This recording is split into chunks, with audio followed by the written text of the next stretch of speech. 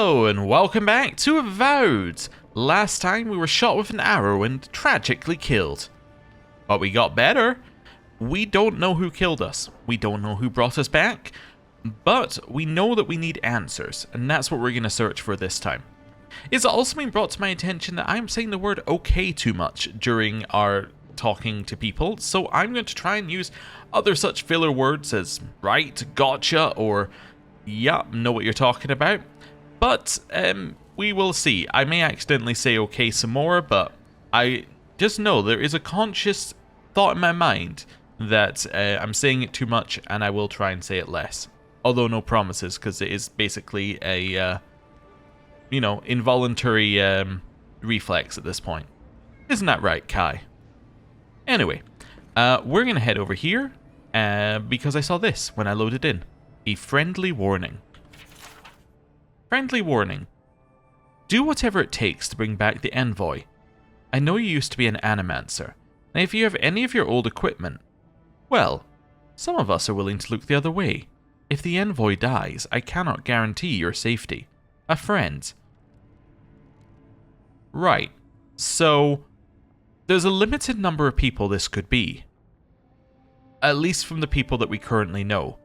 It could be the Eoran ambassador, and that's who I think it could be. Because the Eoran ambassador would have a reasonable reason to keep us alive. I also think there's a 50-50 chance the Eoran ambassador shot us. Or had somebody shoot us.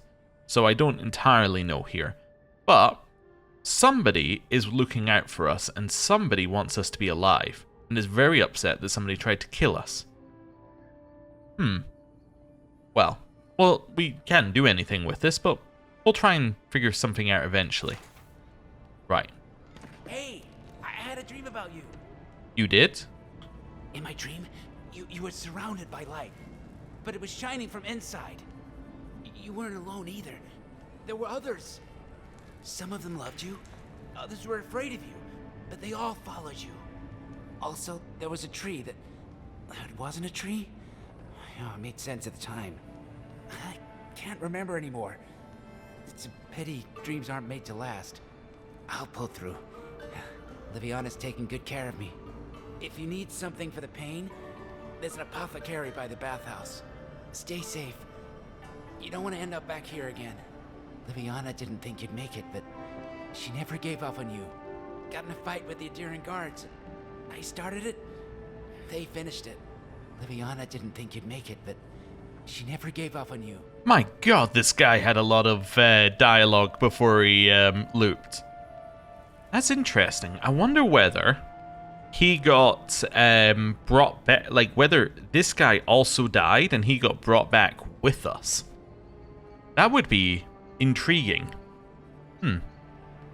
Anyway, this is mine. Is there anything else that's mine back here? No, apparently none of this stuff's mine. I don't think this is somewhere I can actually climb. Let's see. Never mind. It completely is somewhere I can climb. Now, the better question is this somewhere with loot? To which the answer is no. But, that's fine. Right. Oh, letter from Fiora Mess Iverno. Liviana. Emerald Stair is not the same without you. My animancers are in desperate need of guidance. I understand why you're left, but your talents are wasted on that nest of vipers. When you've had enough of healing the body, come back to us and work on healing the soul. Ignacy Vidaro, Governor of Fiora Mess Iverno. I was wondering whether maybe these guys could have been our friend, but I guess not, because, well, they already send her letters separately. They wouldn't need to threaten her, I don't think. Foraging notes. I've compared our local herbs to the same ones imported from Adir. If my findings are accurate, then everything that grows in the living lands is more potent. Everything. Cures as well as poisons. Of course, all the best ingredients grow in the deadliest parts of the jungle, so maybe I should harvest a few seeds and pay someone to grow them in the republics, just to see what happens.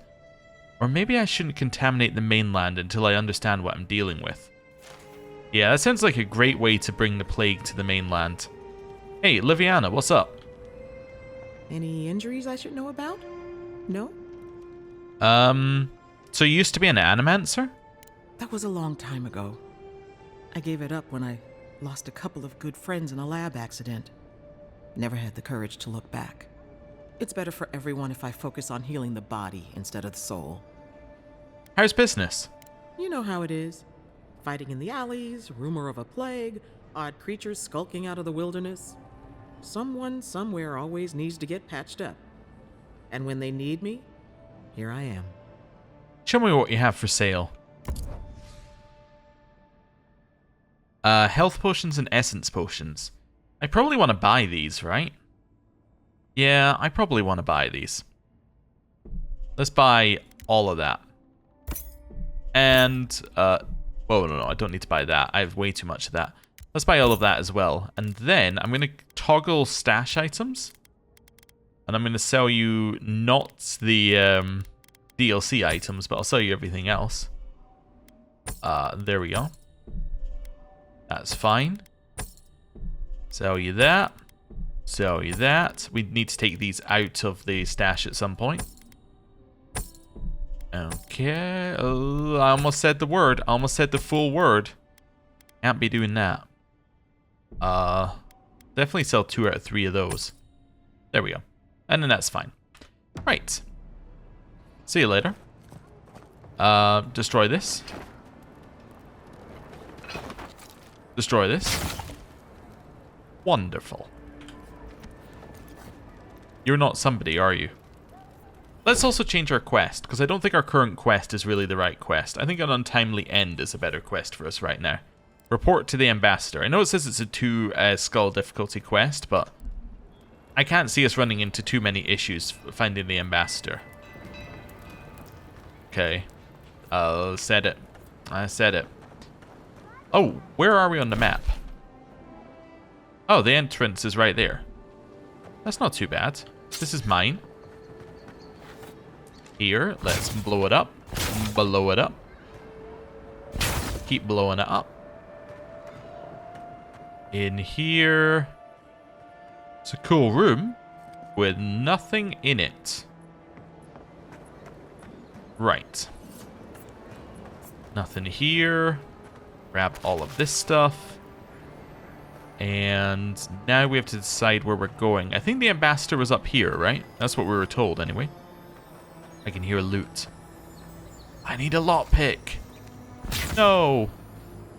I will grab the spoiled cucumber though. Up the stairs. Godlike. Interested in saving a couple of lives? That's the ambassador over there. But yeah, sure, Remy. Who are you, Remy? So, you're that godlike, the Aediran envoy. You're the one who saves the ambassador from the strangle roots, right? You clearly want something from me. What is it? I'm just trying to help some friends of mine. They're Aedirans, but they've had a string of bad luck. Is there any chance you could lend them a hand? What does Avalian care for some unlucky Aedirans? Oh, heroic and observant, huh? Joking aside, I know this seems strange, but they helped me out when I needed it. I'm just trying to return the favor. Alright. What do your friends need help with? Actually, no. Explain to me how you know these people. A fair request. I was an animancer in Fjord, just through the mountains in Emerald Stair. A lot of Valian animancers came to Fjord to experiment without the restrictions that come from noble patronage. Well, it turned out my high-minded theories were more explosive than I had calculated. I washed out, disgraced. Then I left Emerald Stair and I lost myself in a bottle at the Grinning Ballarok. Loveled and Gladwine pulled me out of it. Alright, tell me about your friends. Galarde. Loveled and Gladwine came here about 8 years ago, long before the recent rush of Aedirans. They admitted to having a checkered past back home, but they started a new life in Paradis. Back then you'd struggle to find an Aediran in the city. Now they're everywhere. Do you have a problem with more Aedirans coming to Paradis? Or you know what? The Emperor has made the Living Lands his priority. I know the Emperor, by the way. That's all very well for His Highness, but it was trouble for my friends. Anyway, with all these adherents coming in, Lawfled and Gladvine started spotting old faces. And if they were spotting old faces, it was only a matter of time before those faces started spotting them back.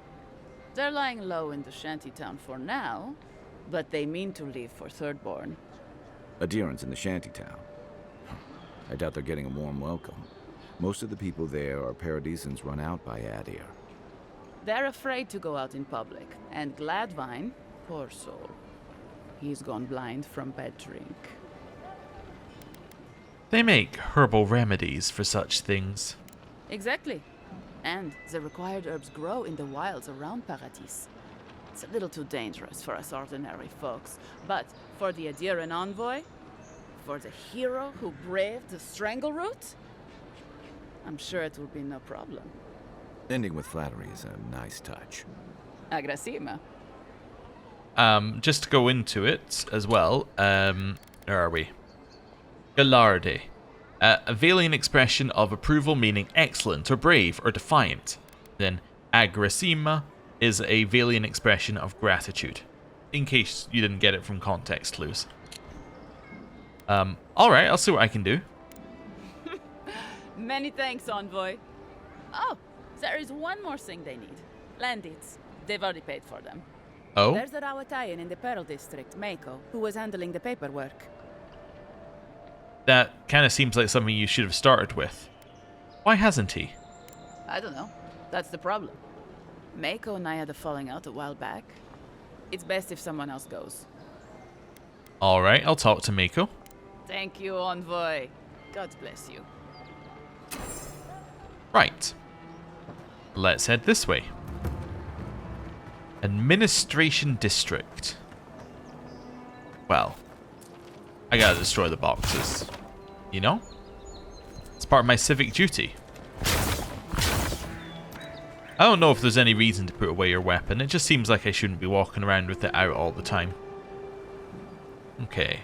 I said it again. Let's go this way.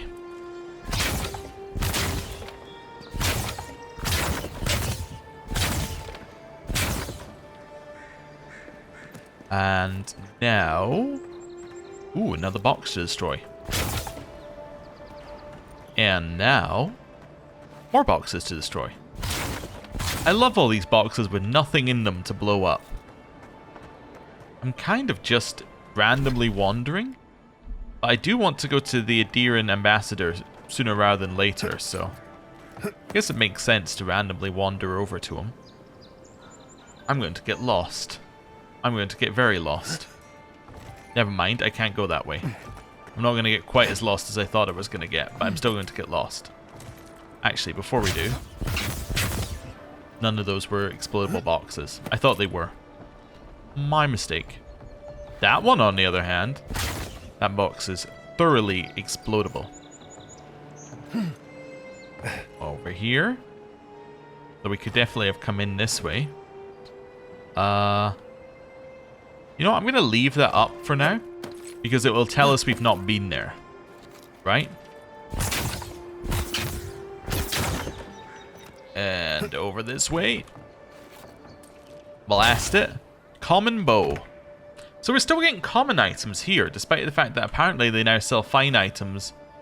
Oh, I don't need to fight that. Not yet. Apparently they sell fine items at the first shop that you reach now.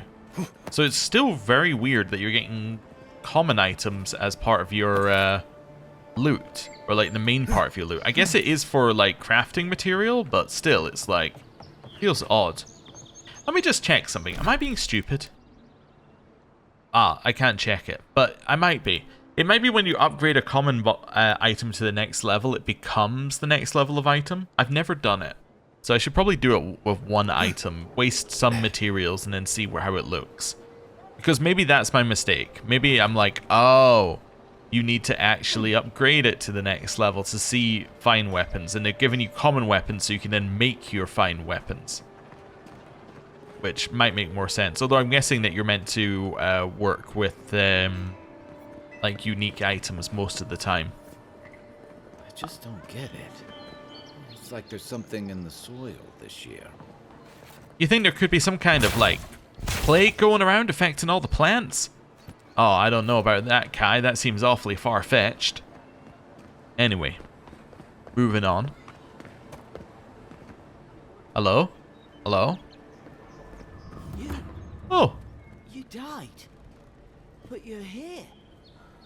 Gods, am I glad to see you. Garrett could have written that note, I suppose. The Cartographers Guild, Volume 1. Long has the renowned Cartographers Guild served the emperors and queens of Edir. It is we who are responsible for the creation and distribution of the many maps throughout the empire. Whether to direct travelers throughout the expanse, that is Edir, guide ship captains on their voyages through Eora, or simply adorn the walls of an aristocrat's home, one can rest assured that the Cartographers Guild is behind the creation of every one of these works of art. For over 2 centuries since the Noble Expedition Corps discovered the Eastern Reach, we have worked and laboured to keep all of the Empire and our colonies supplied with accurate, high-quality maps. God's willing, we will continue to do so for centuries yet to come. I think in Pillars 2 you, I think you had to like bring things to the Cartographers Guild and then you in return got new locations. I'm not sure how they're going to use it in this one, but I think that's how they did it there. Edir Customs.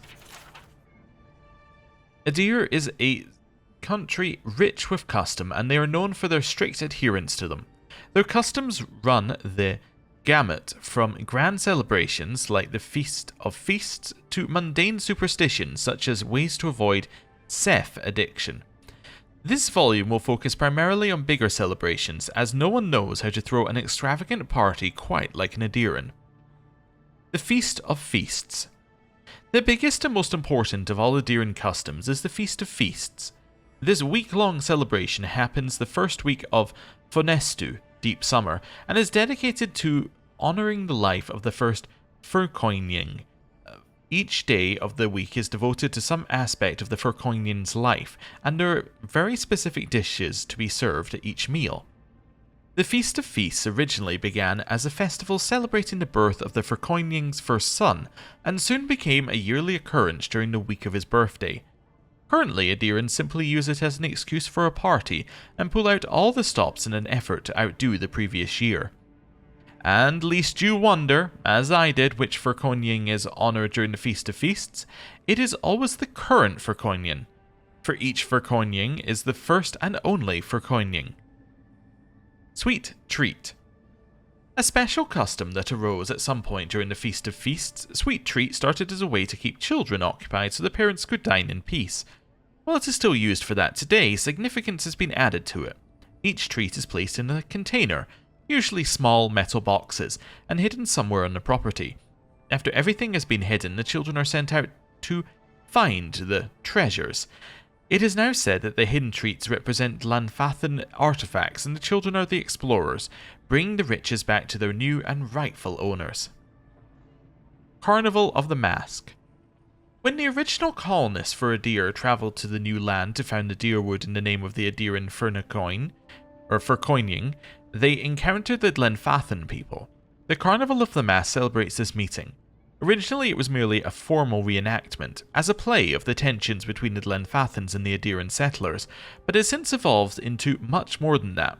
Participants choose sides and come dressed in elaborate outfits depicting which group they have decided to align themselves with, Edirans or Glenfathans.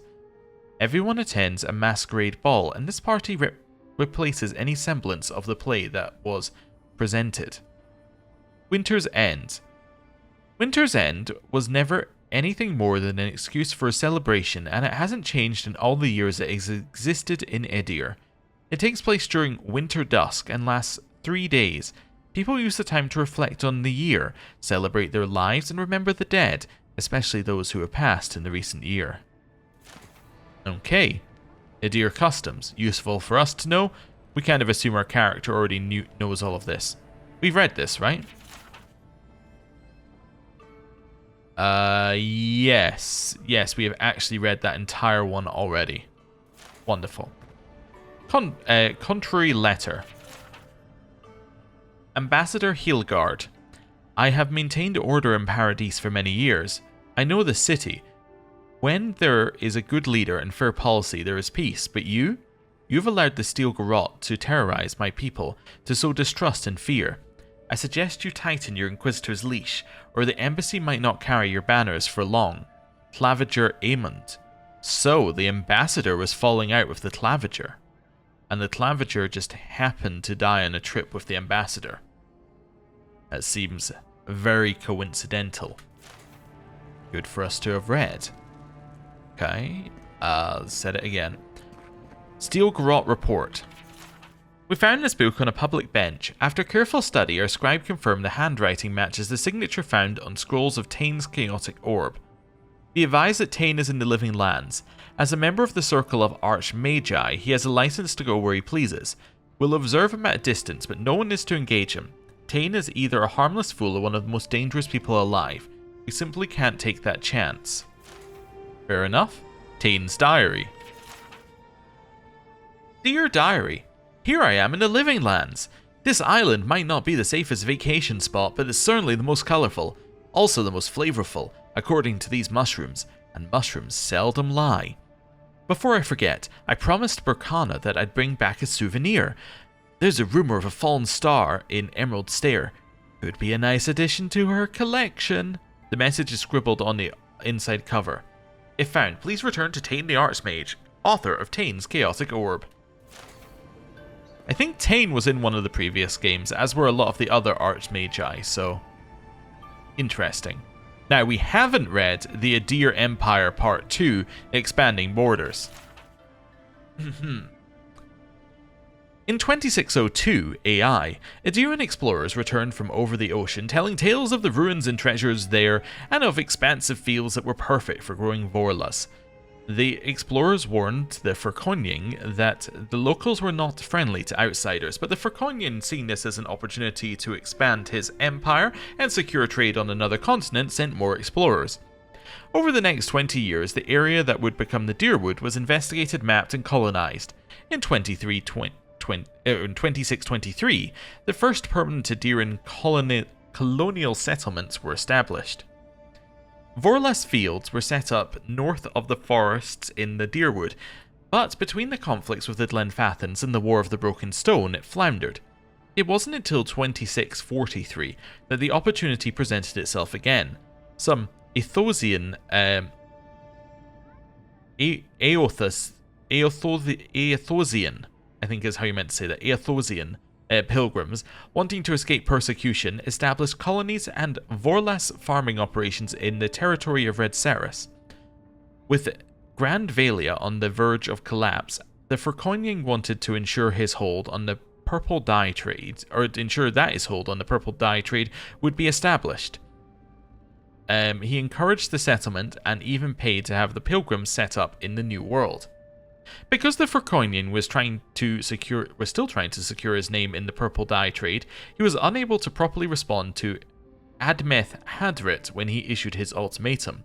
To avoid a rebellion and leave himself time to oversee the Vorlas farms in Red Ceres, the Furkonian relented and made Admeth a Gref Palatine. In return for this concession, Admeth spent time and resources on the Dyrwood's trade and shipping routes, benefiting the Furkonian with increased income. For 7 years, the Dyrwood provided Adir with a steady income, leaving the Furkonian time to ensure his trade system in Red Ceres was strong. With the Furkonian's attention elsewhere, Admeth instituted the 10 Years Treaties, ending slavery in the Dyrwood and permanently removing one of the revenue sources provided by the Dyrwoodan explorers, the artifacts from the ruins scattered throughout the Dyrwood. At this point, the Furkonian's word meant almost nothing to the citizens of the Dyrwood. Admeth Hadrat had replaced him as their true leader. In order to undermine Admeth's standing, the Furkonian found allies willing to explore the ruins against the treaty conditions and plunder them. Soon, Adir again had a supply of artifacts to sell. When his agents were eventually caught, the Furkonian distanced himself from the operation, certain there was no way to link him to the proceedings.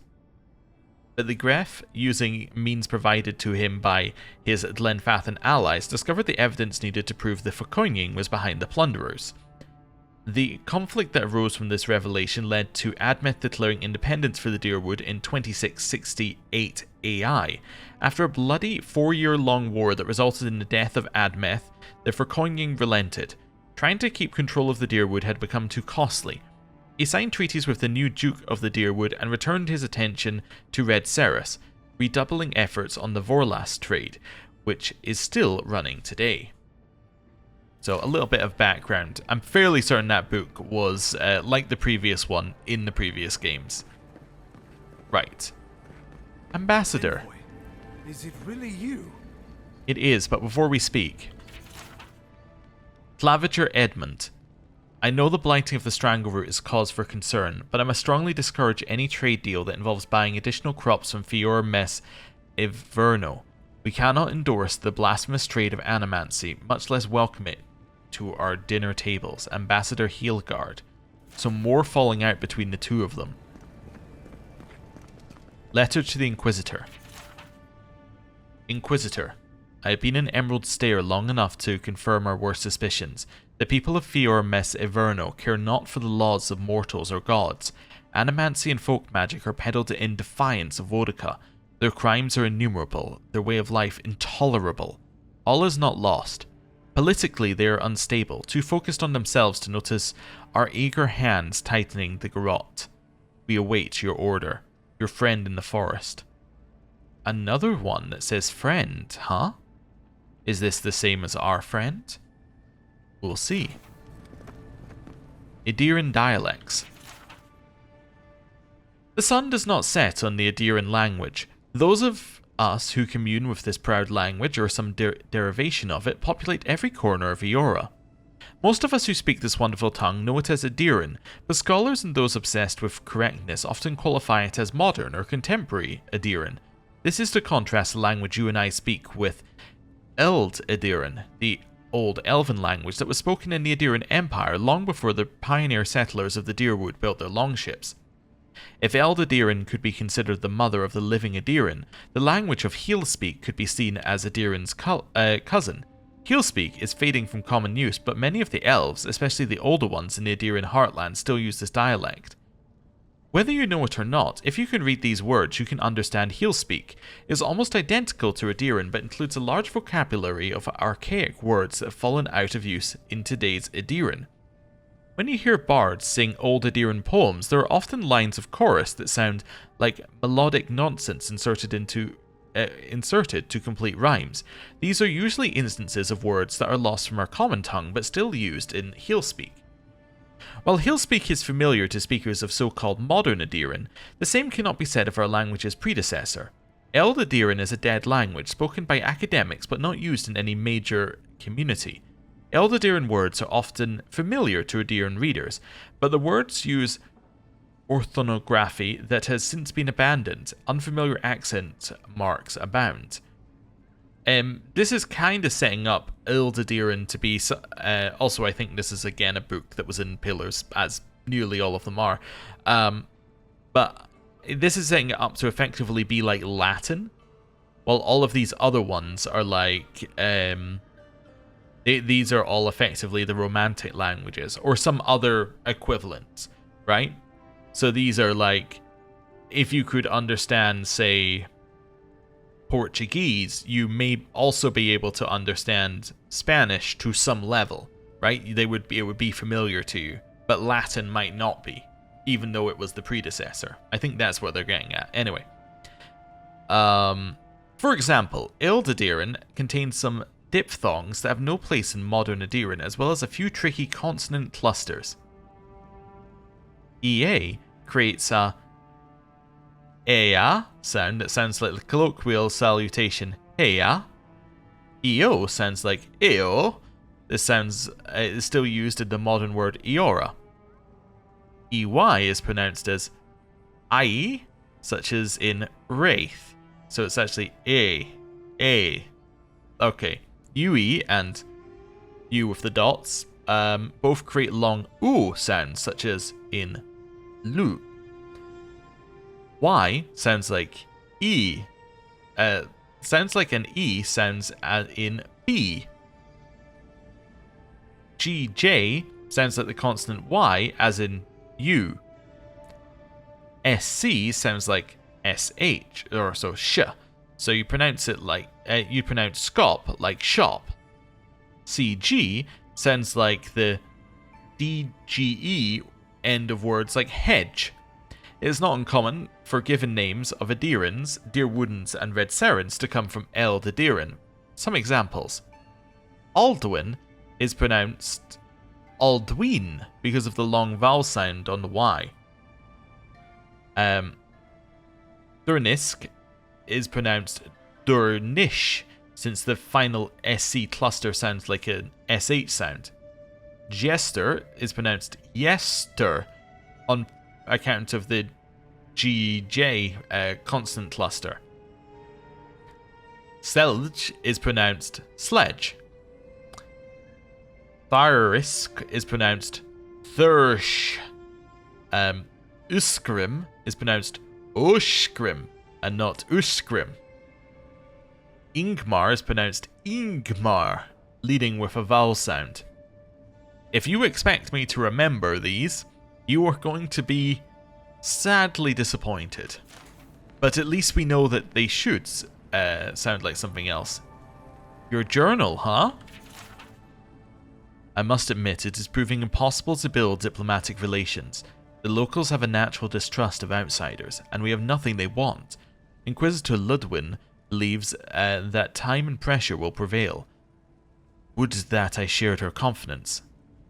Ludwin, under her gaze, I feel scrutinized down to the bone, picked apart like carrion, and stared through by a pair of cold, motionless eyes that have glimpsed too far beyond the veil, reducing me to some depraved pilgrim who only prays for her ossified claws to work their way under my skin, liberating me from this pathetic envelope until at last we are bound together as a skeletal pair, limbs intertwined not as two beings but as one.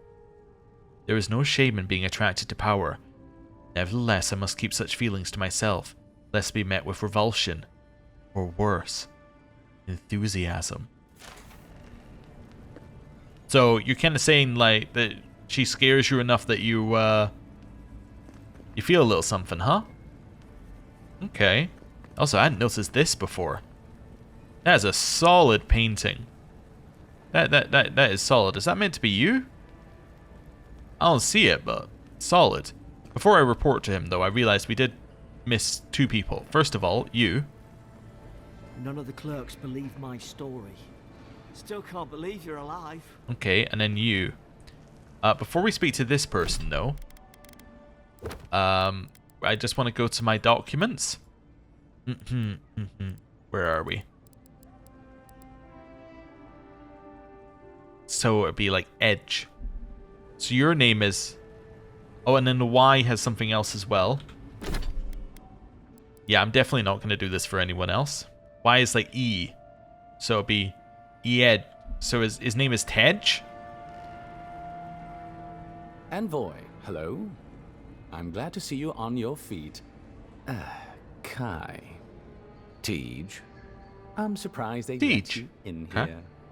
I'm surprised you're still gainfully employed. Something happened between you two? It's nothing like that. You run into all sorts of characters around here, is all. Some more polite than others. I didn't mean anything by it, Envoy.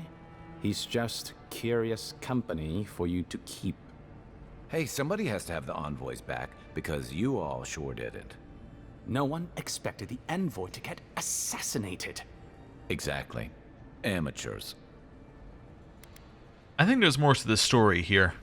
Well, Kai? come on, it's funny. Tycg caused a ruckus last time he was slumming it at the Ballarrock. You were trying to kill a man, if I remember right. I had to put you outside. You threw me into the canal.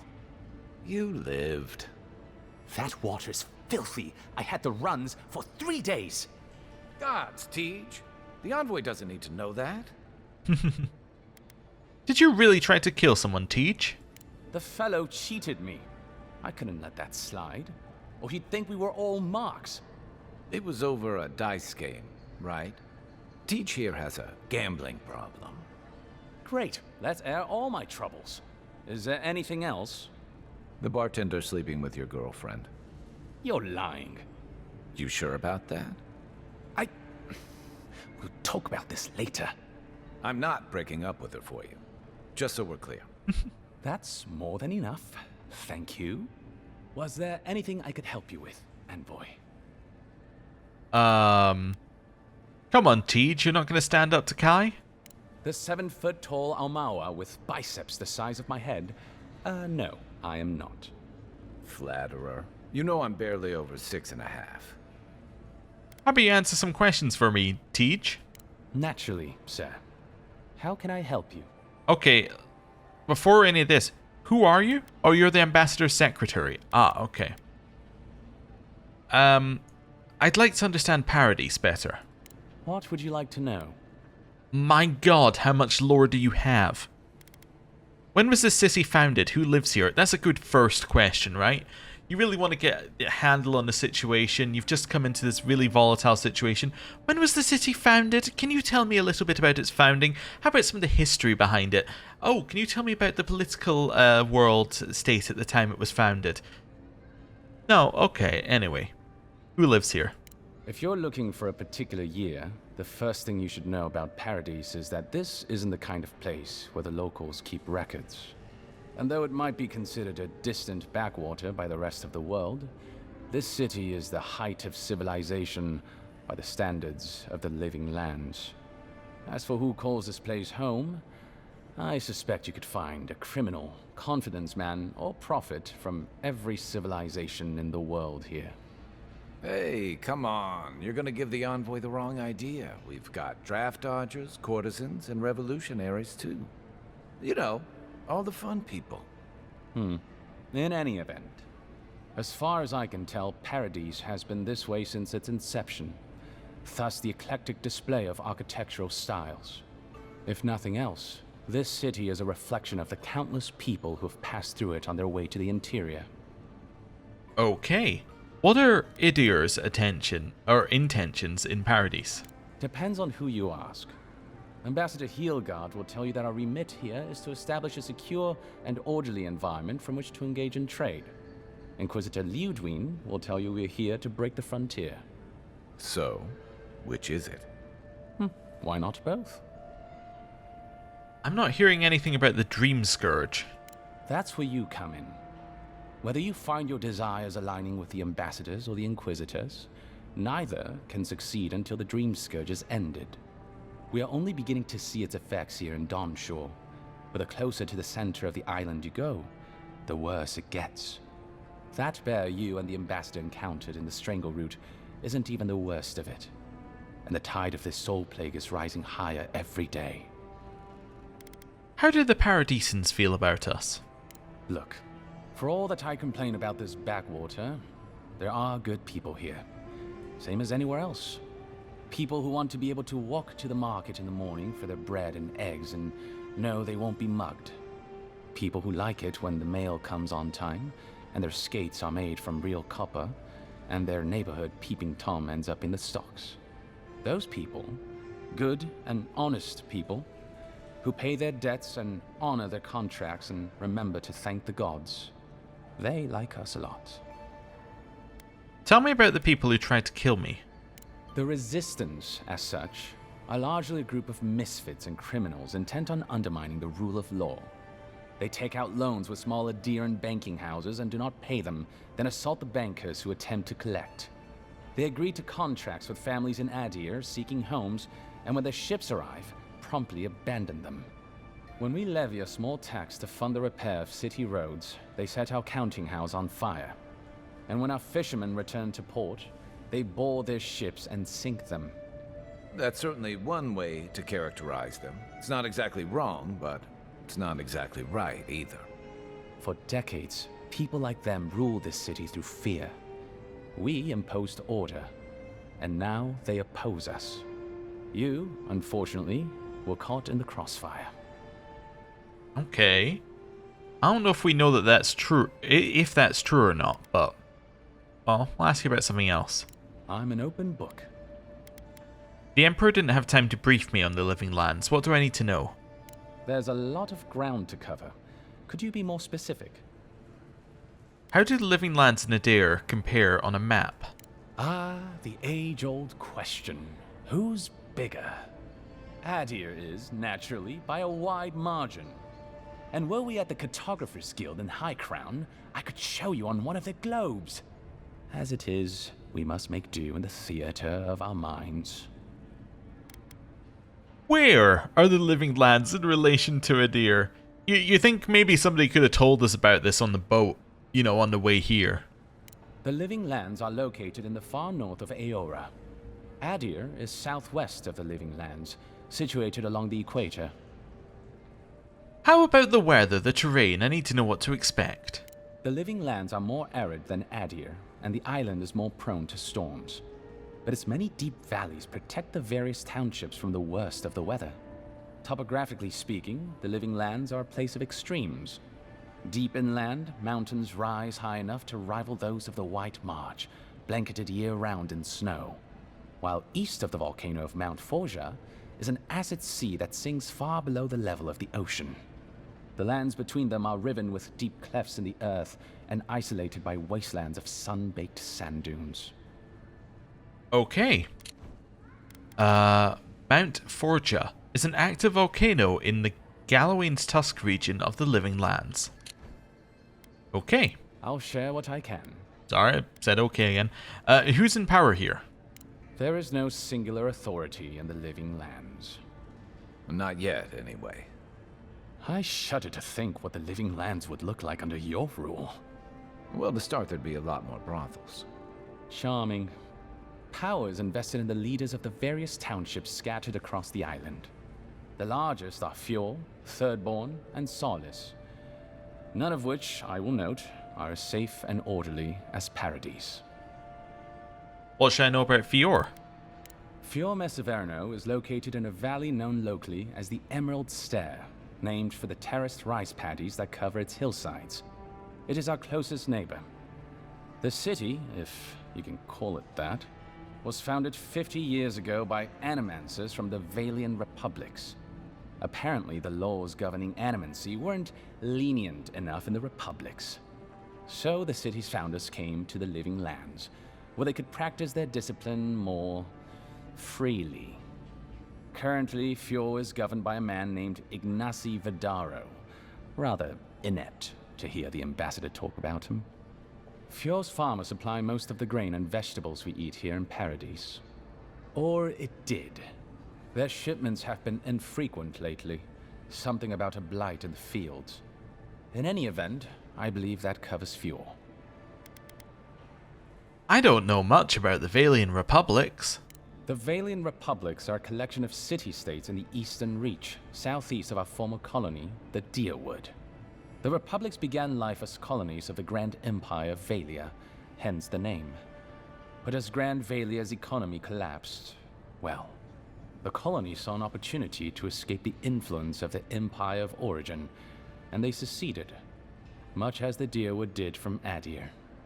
Now a mature confederation in their own right, the Republics have recently indulged their own expansionist ambitions in the Deadfire Archipelago.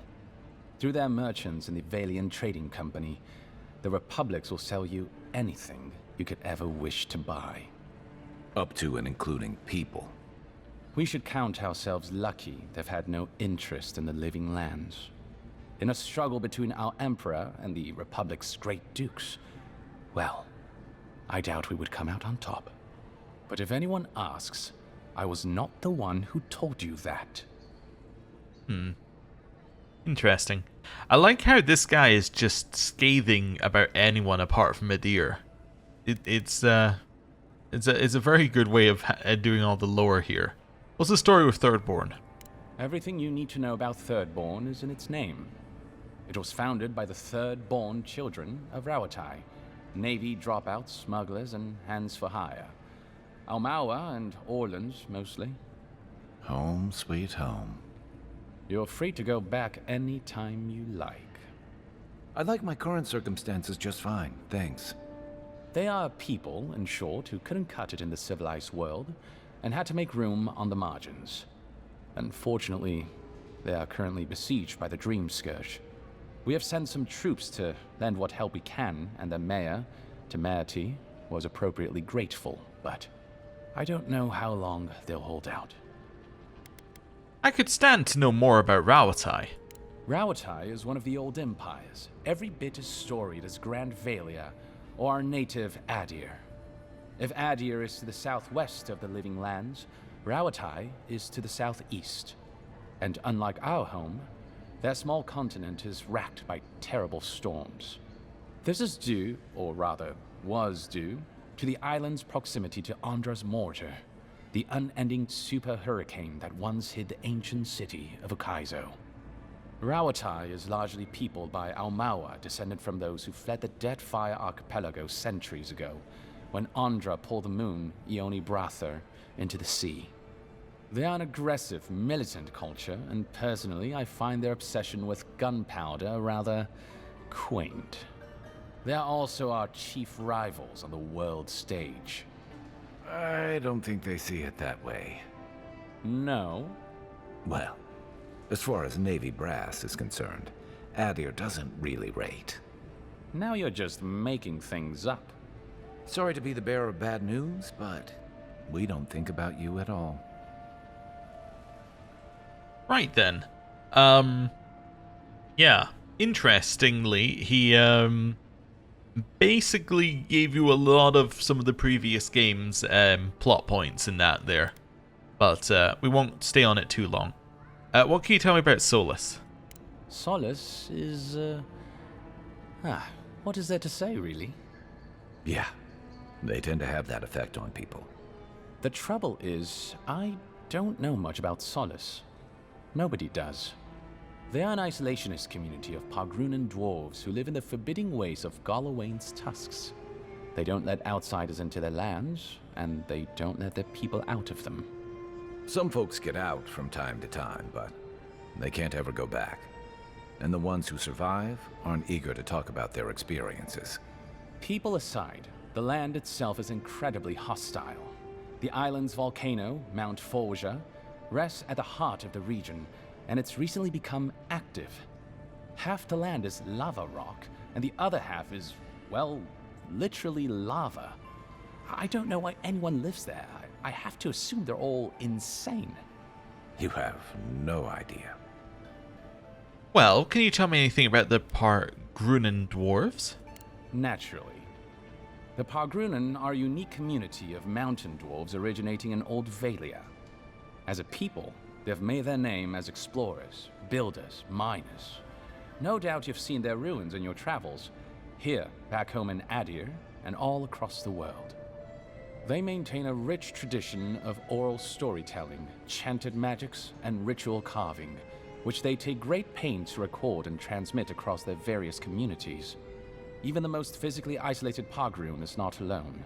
Somewhere, one of their people is thinking of them and planning an expedition.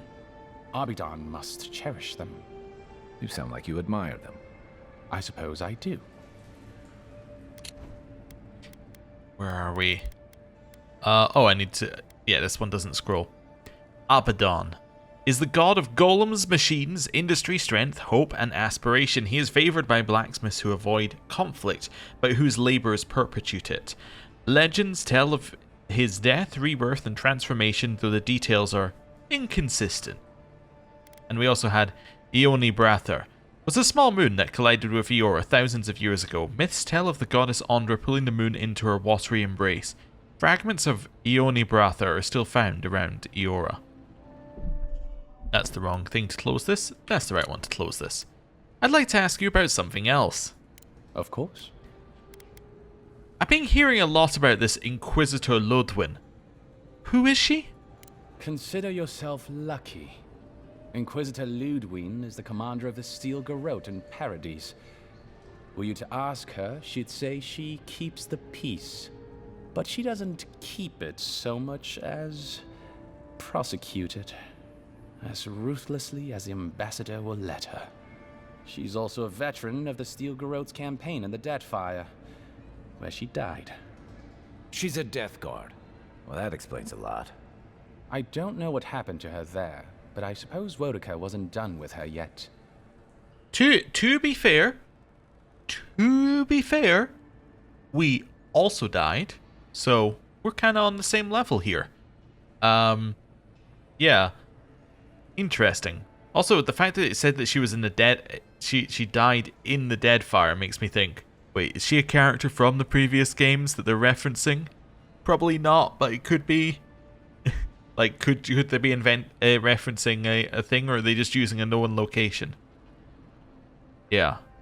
Anyway, we had a Death Guard standing watch over the archives in Braggenhall. Ah, this is the thing I was going to say. It was something else that was at the back of my mind, and I was like trying to stall for time. Yes, I was told that in someone else's playthrough, when they first arrived at the dock, they were given the option to say that they already knew the Inquisitor due to their background. So I assume that would have switched around this conversation quite a lot. I just find it interesting. It's not a huge change, because presumably at some point it will all just merge into one, right? Like, presumably after we have this conversation, we'll go see her, and then after that we know her, right? Like, we won't need to, our background won't apply as much. But I do like seeing where a game gives you an option, and then seeing where what changes come out of it. Like, if it gives you a background, does it actually do anything? So I like that these seem to be doing something. Anyway, we had a Death Guard standing watch over the archives in Braggenheel. Cryptic Neil! I remember him fondly. How did you manage to remember him? I took every upper-level course the university offered on memory and recall to circumvent the Walian glamour on him. And even then, it only barely worked. I had to look at him out of the corner of my eye and half cross them while thinking of something dreadfully boring like, grimoire repair. On the upside, it's made me an exceptional clerk. But that's neither here nor there. We were discussing Death Guards. Before we do that, Whale, a new god. Whale is the god of secrets, revelations, illusions, cryptography, obfuscation, perception, dreams, and visions. Their followers are a mystery even to each other, reveling in acts of creating and unraveling mysteries. Right, tell me about Death Guards. Death Guards are surpassingly rare. Some of the secretaries who traveled with our dignitaries in the Deadfire spoke of one named Iser, a devotee of Berith, who guards the hanging sepulchres there. But I have heard of none others except those I've read about in the histories. They are people, most often paladins or priests, so devoted to a cause that they simply refuse to pass on to the wheel when they die. Their soul haunts their body. The passion required to sustain them devours their flesh, and they swiftly turn to bone. I've never read a history nor tale of a Death Guard that did not end with them going quite mad. When they lose their capacity to care for anything but their cause, they cannot love. And when they cannot love, they cannot be merciful. And so everything before them becomes only an obstacle. So, I believe that Death Guard was the one in Deadfire. So she must, Ludwin must not be in Deadfire, as in the game Deadfire, not in the location. But the other Death Guard definitely was. What was Ludwin like before she became a Death Guard? I only met her once. She was a mid-level member of the Steel Garrote then, chasing Oathbreakers who'd fled Adiran law. She'd come back to the Imperial Archives to borrow a map to a place called Oathbinder's Sanctum. I remember she was furious because the map was quite poor. She worried about finding the place, about properly executing her duty to her god. She wanted, I think, to do a good job. So, while clearly she has changed, in some sense, I'd say she's much the same. What do you know about the Steel Garrote? Think upon your promises and die. That's the litany of the Steel Garrote, usually said right before they kill you.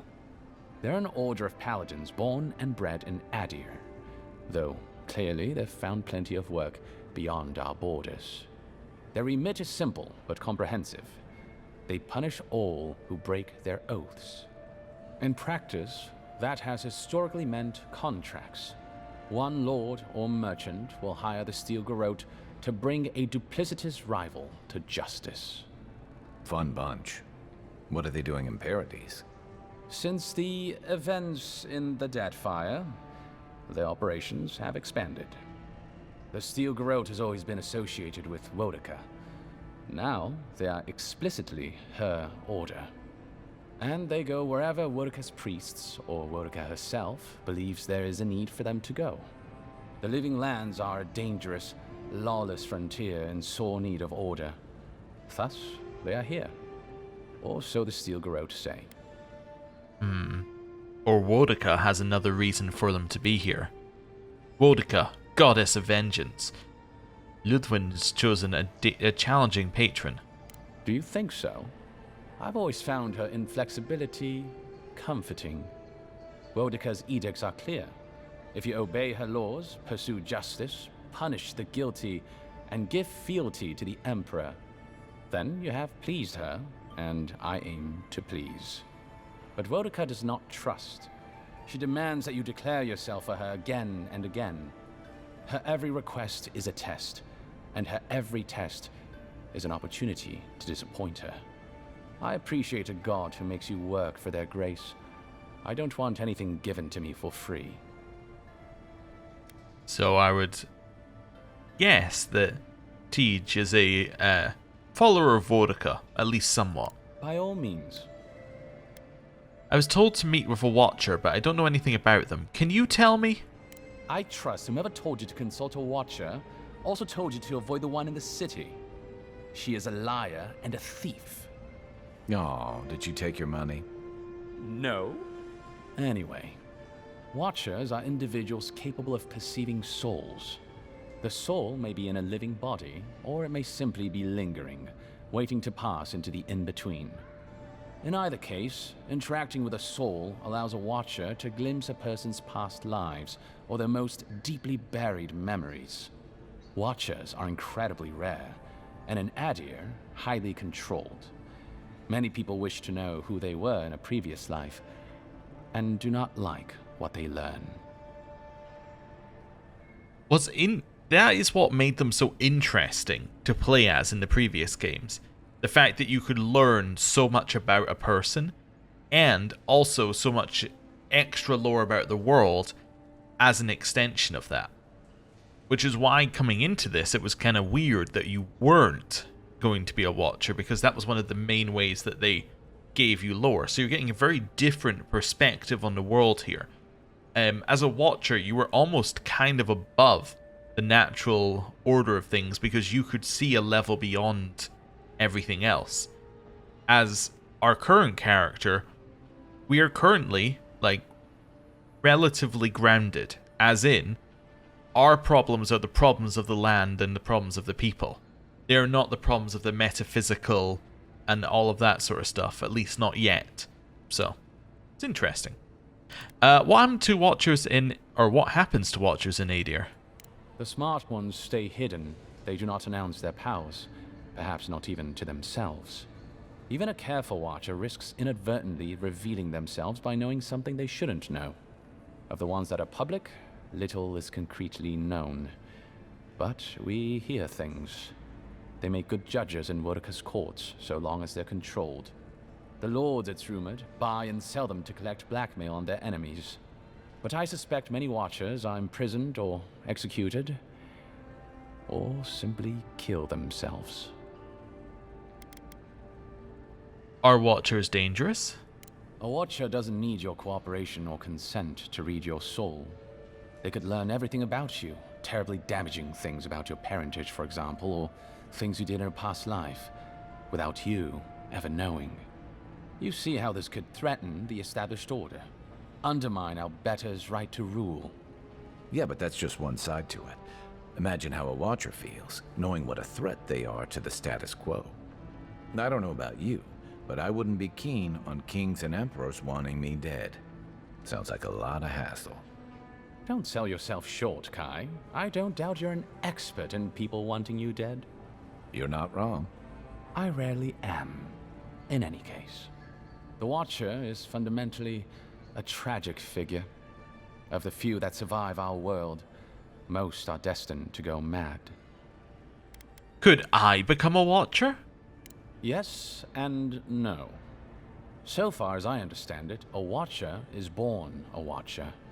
But it takes an event, often something shocking or traumatic, to bring a Watcher's powers to the fore.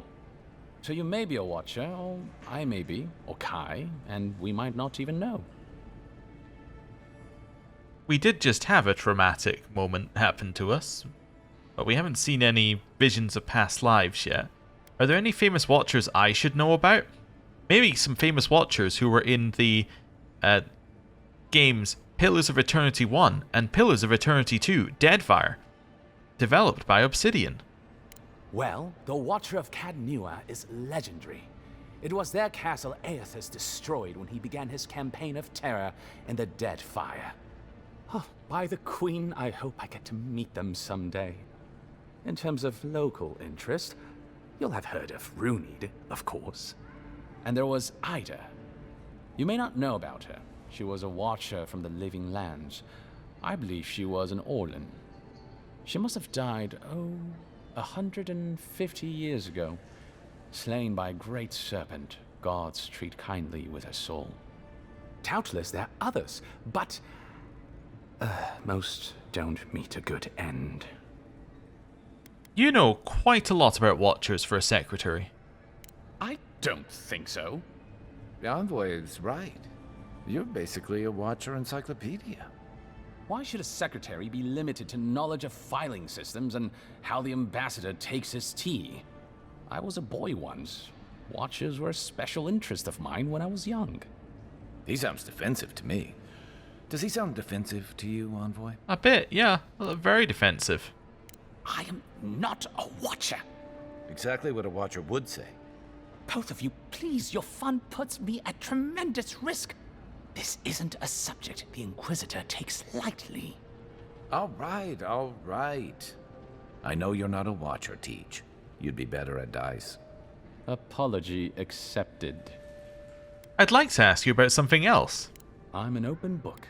As I have very much found out. You're the ambassador's secretary. What's he like? Well, you'll notice I'm nearly always here. If that man sleeps, I don't know about it. He wouldn't say, but I believe he relied on the Claviger far more than he lets on. And without the Claviger's steady hand at the rudder, the ambassador's struggling just to bail water from the sinking ship that is Paradise. Claviger Aemon might have tolerated a little more chaos than the ambassador liked, but he kept this place humming. He's not someone you can easily replace, and not with one man alone. It's a difficult job. The pressure sometimes gets the better of him. But if he loses his temper now and then, I can't blame him for it. Better him than me. What's he like when he's not working? He doesn't know what to do with himself. You know, in our first days here, he'd often walk to the end of the docks at sunrise. The work was done, the embassy was closed, and he'd still be wearing the same clothes he'd slept in at his desk. And he'd just stare out over the sea. He always seemed dissatisfied back then. I suppose, years later, he still does. You don't want his job? Be serious. Most of us here didn't get sent to the frontier because we were anybody's favorite. The longer I'm here, the more likely the people who matter are to forget me. And I'd actually like to get back to High Crown someday. Get married, have a few kids, take the civil exams, and settle into a permanent clerkship. I guess there are worse ways to spend a life. Like rotting in this embassy. I'd like to ask you about something else. Of course. I should head out.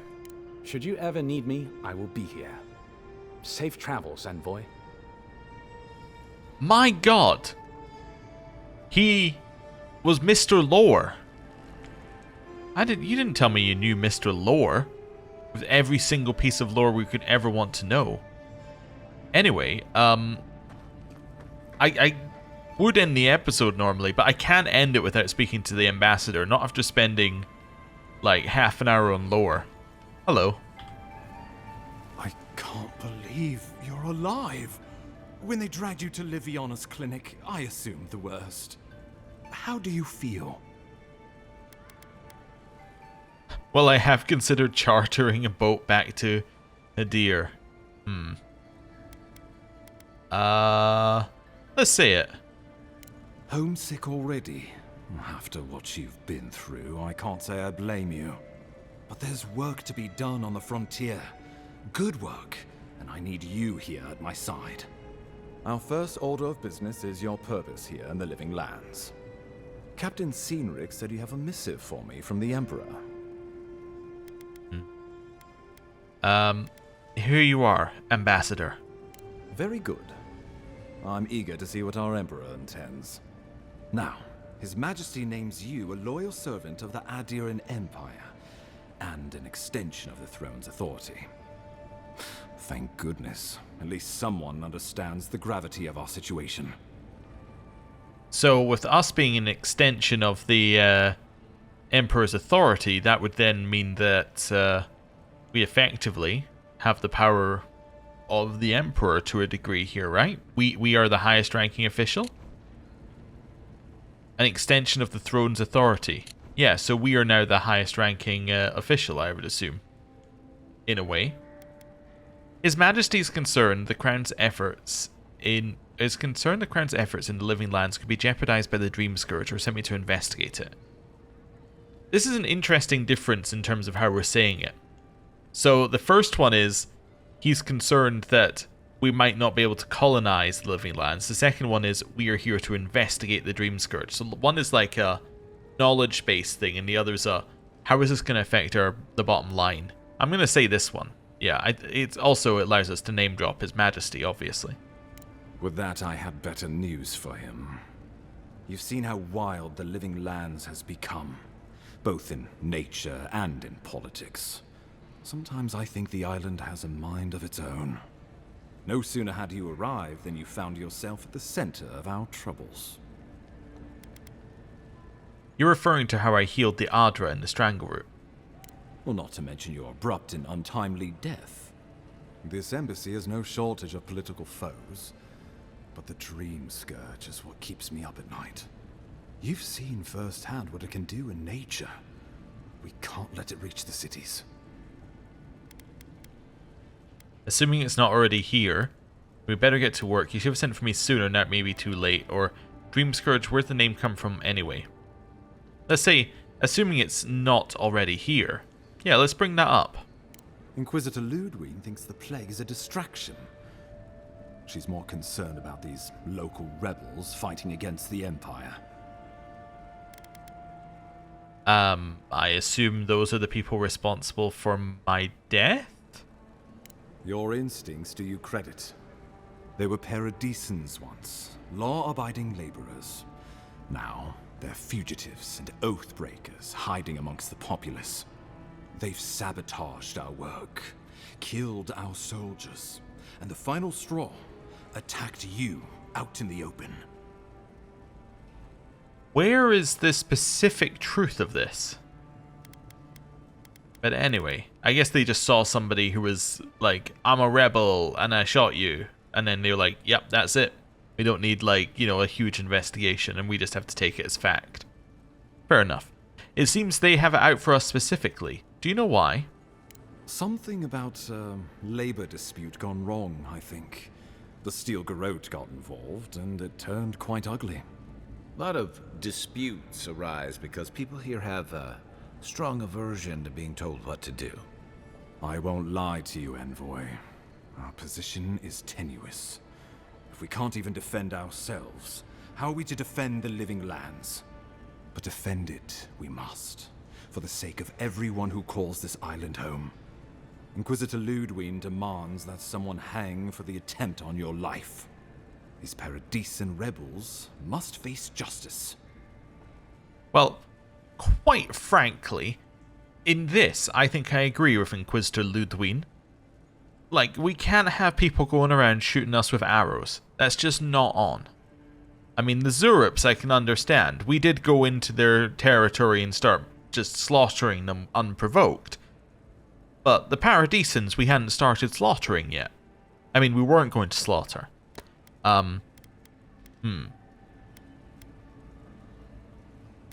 Ooh, sounds like she's the one who's really in charge around here.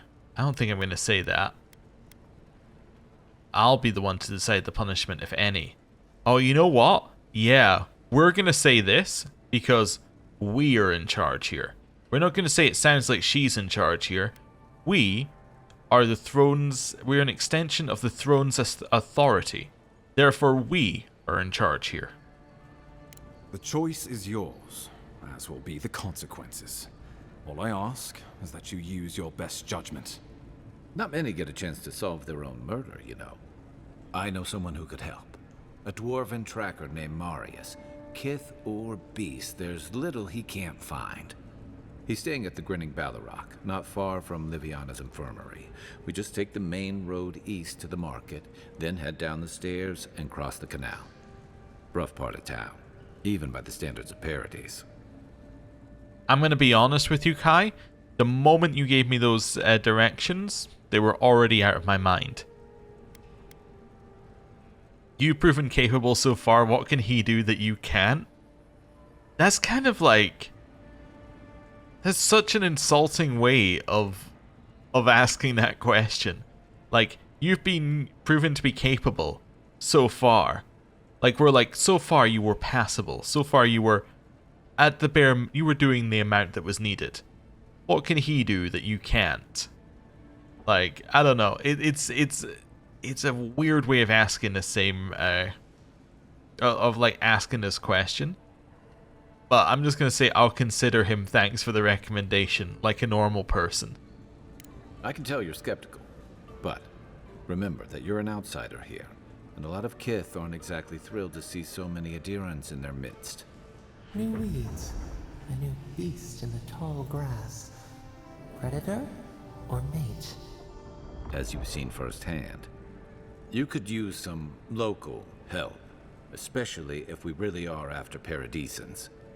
I suggest you recruit as many allies as you can, but choose carefully. They, like you, will represent the Empire.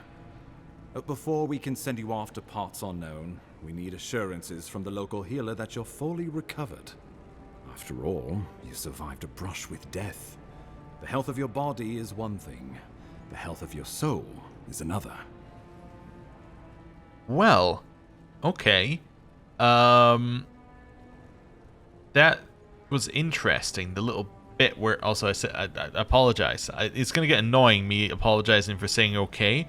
But if I keep doing it, eventually it'll work. It'll be awkward for like an episode or two, and then we'll get rid of it.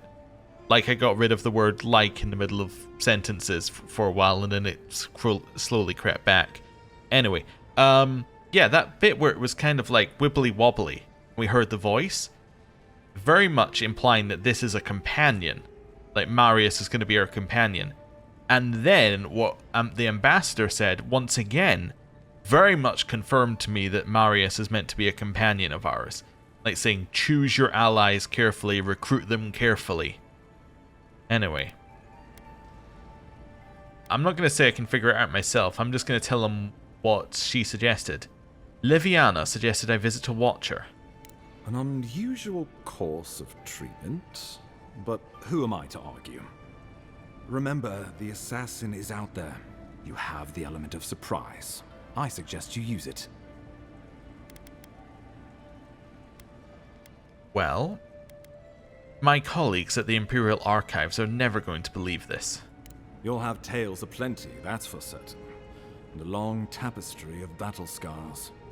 We'll talk more of the Dream Scourge when you return. Until then, Envoy. How about we start with Marius at the Grinning Ballarrock? Besides, I could use a drink after all this. Wonderful. Okay. Well, I think it's time that we end the episode there. Thank you very much for watching. I'll see you next time. Goodbye.